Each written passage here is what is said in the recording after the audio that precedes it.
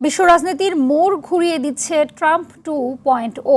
আশঙ্কা, ট্রাম্পের শুল্ক প্রেম ঘি ঢালবে বাণিজ্য যুদ্ধে।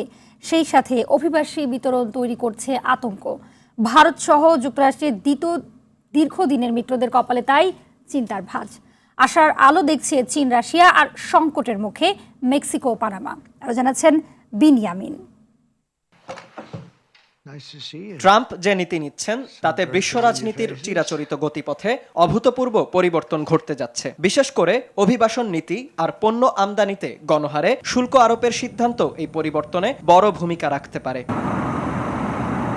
ট্রাম্পের শপথ গ্রহণের পর থেকে আতঙ্কে আছে বাংলাদেশ সহ বিভিন্ন দেশের নথিপত্রবিহীন অভিবাসীরা। এরই মধ্যে ধরপাকড়ের অভিযান শুরু হয়ে গেছে দেশটিতে। বুধবার নিউ ইয়র্ক থেকে 4 বাংলাদেশিকে গ্রেপ্তার করে কর্তৃপক্ষ।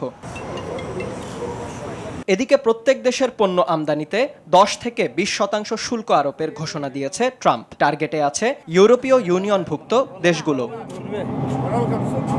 আন্তর্জাতিক সম্পর্ক বিষয়ক ইউরোপীয় কাউন্সিল বলছে, ট্রাম্পের প্রত্যাবর্তন যুক্তরাষ্ট্রের দীর্ঘদিনের মিত্র দেশগুলোর জন্য চিন্তার কারণ হয়ে দাঁড়িয়েছে। তুলনামূলক বিচারে আশার আলো দেখছে রাশিয়া ও চীন। 1 ফেব্রুয়ারি থেকে কানাডা ও মেক্সিকোর পণ্যের উপর 25% শুল্ক কার্যকর হচ্ছে। আগে 60%-এর কথা থাকলেও চীনের পণ্যের উপর আরোপ হচ্ছে 10% শুল্ক। দ্য ইকোনমিক টাইমস বলছে, ট্রাম্পের নীতি বাণিজ্য যুদ্ধে ঘি ঢালবে, যা ভারতের অর্থনীতি ও রপ্তানি সক্ষমতার ক্ষতি করবে। এরই মধ্যে দেশটিতে অবৈধভাবে বসবাসকারী অন্তত 18,000 অভিবাসীকে ফেরত নিচ্ছে ভারত। পানামা খাল নিয়ন্ত্রণ নেয়ার ঘোষণার পর ট্রাম্পের বিরুদ্ধে নালিশ জানিয়ে জাতিসংঘের মহাসচিব অ্যান্তোনিও গুতারেসকে চিঠি দিয়েছেন পানামার প্রেসিডেন্ট হোসে রাউল মুলিনো।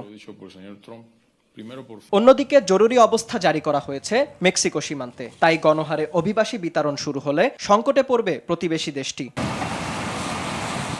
এছাড়া বিশ্ব স্বাস্থ্য সংস্থা ও প্যারিস জলবায়ু চুক্তি থেকে বের হয়ে আসা কিংবা ন্যাটো প্রশ্নে ট্রাম্পের অবস্থান পাল্টে দিতে পারে আন্তর্জাতিক রাজনীতির চিত্র।